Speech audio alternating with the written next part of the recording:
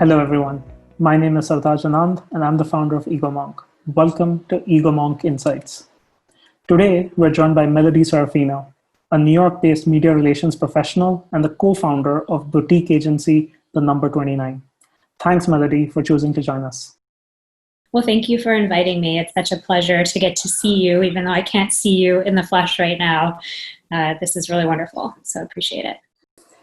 So, I've told our viewers that you run a PR firm and a communications firm, and you're a media relations professional. So just talk us a little bit about the market environment, because we've been seeing trends like productization, automation, PR and media relations, at least in some geographies, are becoming like commodities, right? And there's a lot of automation sort of trying to creep in. First of all, as a service economy professional, what's your outlook? Why did you get into this space? Sure. So, at the end of the day, I like to tell good stories, and I think any PR person does. And so for me, public relations was a way to bring together the love of my media and storytelling with working with brands and companies and individuals who have interesting perspectives, counterintuitive things to say, and to really give voice to people that perhaps aren't getting a voice in the media, or have something important that needs to be said, or are representing a cause or an issue. And so I've worked my entire career on the PR side at an agency. I left 7 years ago to start Number 29 Communications with my co-founder, Aaron Allweiss. And really it was to have agency over the types of clients that we were working on. We really found ourselves getting attracted to people in the sustainability and impact spaces, because that's what we care deeply about. And at the time, I think a lot of people thought it was a really nice idea, but they didn't necessarily see it as a business model. And we took a gamble because we thought that people were going to start to demand these things of the companies that they cared about, and that we needed to start to change the way that we make things, the way that we do business. And we wanted to support the brands we thought were getting it right, who were thinking not just about product, but about process and planet. And, for us, sustainability is a really holistic word. I think right now it feels a bit meaningless because it's being thrown around so much, particularly here in the US. Yeah. But truthfully, I see it as a much more comprehensive word. It's not just about what material is used to make a product. It's about what does that supply chain look like? Who are the people behind it? Where is it being made? How are those people being paid and treated? What are the practices behind the brand? And I think that we're in this really interesting and unique moment right now where COVID and the racial injustice protests that are happening here in the US and have ripple effects all over the world are really putting a spotlight on how we need to do better. And we have a real opportunity on the other side of this to build better, or to look to the companies who have set good examples from the start. We wrote a manifesto when we first started Number 29 that was both about the types of clients we wanted to work with, but also how we wanted to run our agency as a culture. And we've held pretty firm to that since the beginning. And that does mean turning away clients, but I think ultimately it's what's been best for us. I don't want to set ourselves up for failure. And I know that there are certain stories that we are not positioned to tell. They don't make sense for us as a brand. They may be interesting stories for somebody else, but we do have a set of vetting questions that we use when we are talking to clients. And if we feel like something doesn't feel like the right fit for us, we will make a recommendation for somebody else for them to work with. I think that, we want to be discerning because we built this business with purpose and for a reason. I mean, we've all worked at agencies where you've just been thrown whatever client comes in the door. And sometimes it's really hard to be passionate about that. And I think that, I've now been doing this for 15 plus years. I'm at a point in my career where I only want to work on the things that are really deeply impactful and meaningful. And I think in this particular time, that's so important. And I'm very privileged to be able to do that because I can make those decisions as the head of the agency alongside my co-founder. But we also have a team that deeply believes in the work that we do. And so, we are quite discerning, and I think it's worked to our advantage. I completely get you, because it also creates this sort of power, right, within the agency to say that, no, we care about this. We're okay with letting go, because so much of it is about the money. And this sort of brings me to this sort of trend that I'm also seeing, which is everywhere it's bundling, right? Agencies have to keep bundling new services. They need to keep offering more services, or they actually need to get folded into larger monolithic agencies, right? The WPPs, the Omnicores, all of those guys, because unless you're larger outfit, it's hard to survive. At least with the folks you work with, seen this preference play out? You know, it's interesting. I think that there is a real appetite right now for the boutique agency and the smaller brand because there's more transparency around it. I think people want that personal touch. I mean, at the end of the day, public relations it's not an industry you can automate. You need human connection and human contact. You are basically entrusting humans to tell the story of your brand. It is one of the most meaningful business relationships you can have with a contractor, a vendor. You know, you're trusting them to go out into the world and to tell your story in a way that you're going to feel comfortable with. So, you know, this sets it up for my next question, which is like, how do small businesses and agencies such as yourself compete with the Goliaths out there, right? You've been able to attract marquee partners such as TED and Devoulay. How do those partnerships come about, and what made it happen?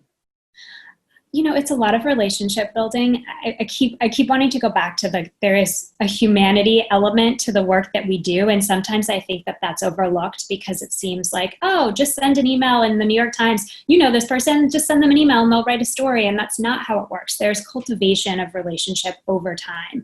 You know, you talked about some of the tools before, like the Decisions and the Meltwaters. We use all of those tools because they make our jobs easier when it comes to monitoring, when it comes to understanding how many people are reading a media source. There are some things that those tools are really excellent at. What they don't replace is the person who's going to get on the phone with you when you're in the middle of a crisis and walk you through what you need to do to make sure that it doesn't become a big media moment for your brand, or the person who's going to help you walk through, you know, when a story isn't sticking with the media, what's the alternative? How do you creatively come at it from a different angle? You can't do that with an automated service. So I think there is a place for those services, and they work as a complement to the work that we do.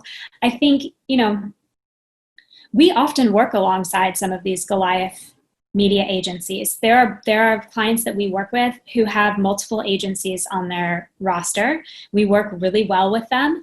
And we often come with different sets of expertise. So I think there's still a place for us all in this agency communications world.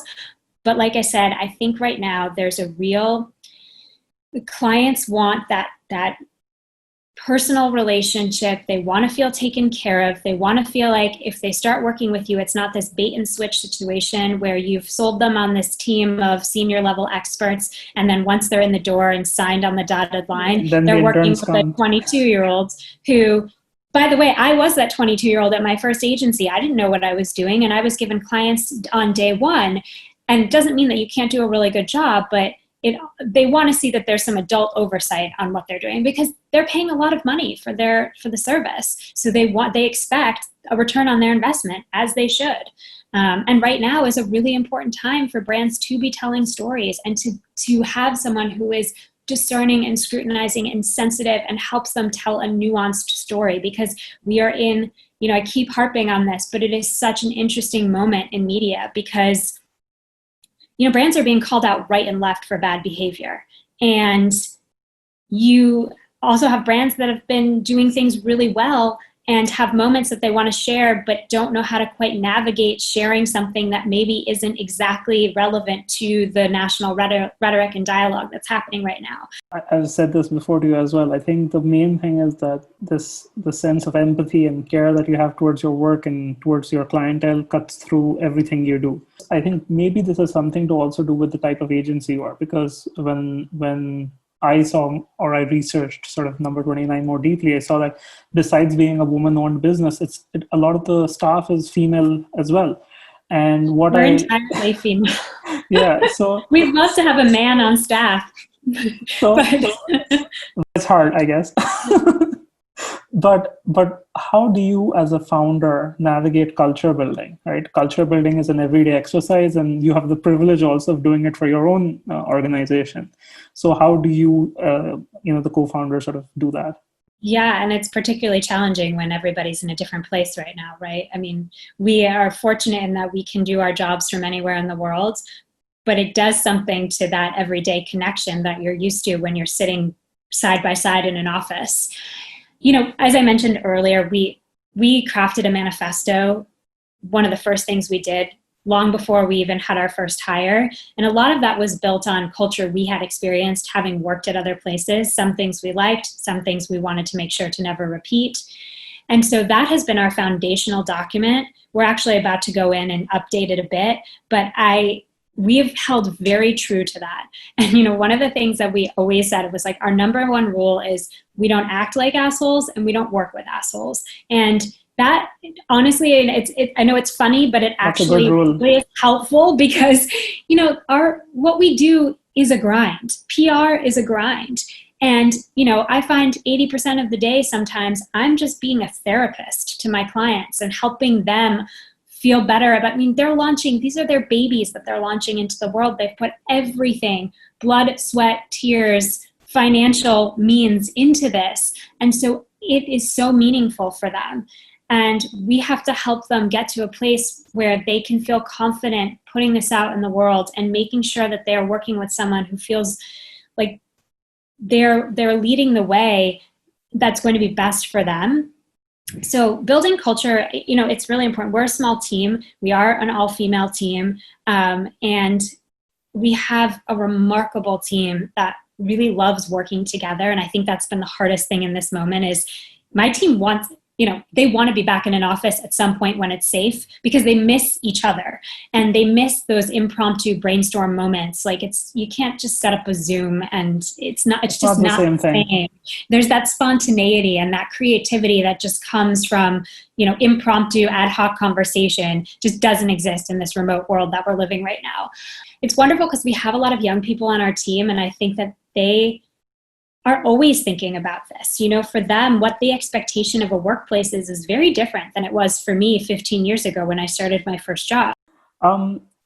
I think the media does a good job and a bad job of painting founders as these superheroes and superhuman figures. I think how has COVID-19 affected you as a founder, as someone who's responsible not only to clients, but to your team and to yourself and your family, right? It's complicated. So how have you been holding up? Yeah, I think when you're a founder, you feel like your team is your family and your children, and you have the anxiety of providing for them and making sure that they are doing well in this time. So a lot of my time has been having one-on-one calls with my team just to check in, because the weight of the world is on all of our shoulders right now, and everybody is in a different headspace mentally, myself included. We've all had, breakdowns in this time. There's so much uncertainty. I've had lots of members on my team whose friends have been laid off, so they have anxieties about what is the state of the economy. A lot of questions I can't necessarily answer, but we've had a lot of really great one-on-one calls. And I always, because we're a small team and we know each other so well, sometimes it's hard to know where to draw the line as, boss or friend or therapist or whatever, but I think it's actually really brought us closer. I don't buy into the founder as God narrative. I never have. And I think that we are really seeing that now. There are so many founders that have fallen so hard in the last few months, in some cases deservedly so, but I think that there's, at the end of the day, we're all people who are trying to run a business. There's nothing particularly special about us, right? We've decided to take this risk, to take this leap of faith, but I just can't buy into that. I've railed against the girl boss.